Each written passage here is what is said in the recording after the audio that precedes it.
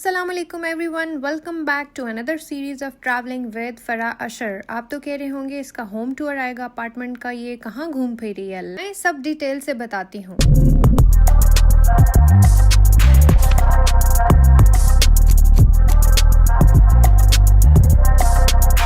Apartment का tour कराने से पहले हमें बहुत अर्जेंट बिजनेस मीटिंग आ गई, जिसकी वजह से हमें पाकिस्तान जाना पड़ा। और पाकिस्तान जाने से पहले हम दुबई में कुछ डेज स्टे करेंगे, वहाँ पे कुछ काम है।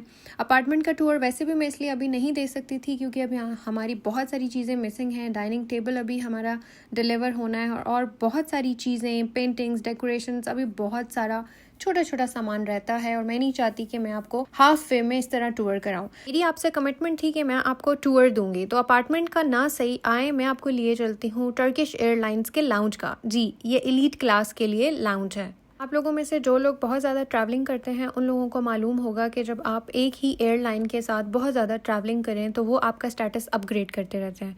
तो यहाँ पे अशर को एलीट क्लास का स्टेटस मिल गया था टर्किश एयरलाइंस वालों की तरफ से।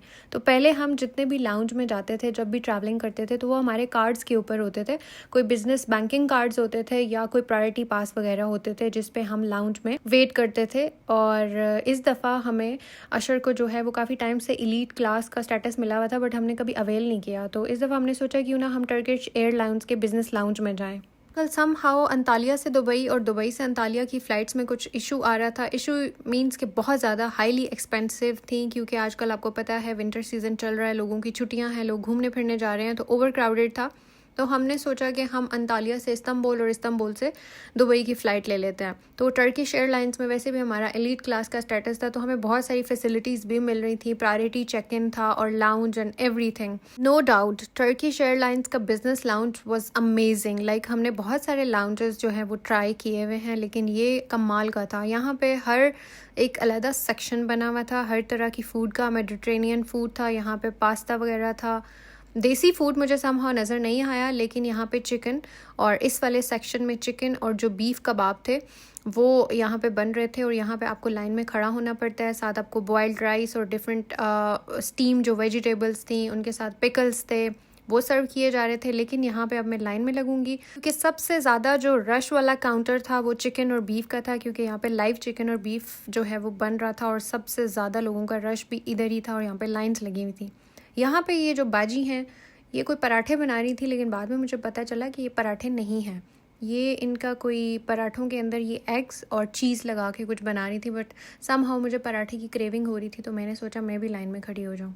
और मुझे अब इस्तांबुल एयरपोर्ट पे अपने घर जैसी फीलिंग आना शुरू हो गई है, इसलिए क्योंकि महीने में नहीं तो चलें 2 महीनों में 3 दफ़ा तो इस्तांबुल एयरपोर्ट में से मैं ज़रूर, या तो मेरी कोई कनेक्टिंग फ़्लाइट होती है या मैं यहाँ से आ रही होती हूँ या जा रही होती हूँ। तो मुझे तो अब ये प्रॉपरली अपना घर लगना शुरू हो गया है। यहाँ पे वैसे तो लोग लाइनों पे खड़े हुए थे पराठा लेने के लिए, लेकिन मैंने सोचा मैं क्यों ना ज़रा लाइन स्किप करके थोड़ा इधर उधर घूम फिर आऊँ। और अब मैं वापस जा रही हूँ अपने पराठे लेने की लाइन में लगने के लिए। तो यहाँ पे अभी भी काफ़ी लोग खड़े थे और मैंने सोचा कि अब मैं भी साइड पे खड़ी हो जाऊँ। और फाइनली साथ ही मेरी बारी आ गई, क्योंकि काफ़ी सारे लोग जो हैं वो लेके जा चुके थे। और to be very honest, it was so yum, बहुत ही मज़े का था।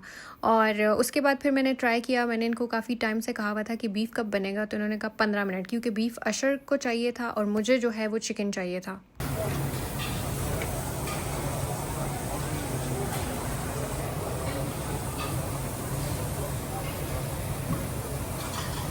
We have to wait. We have to follow the rules.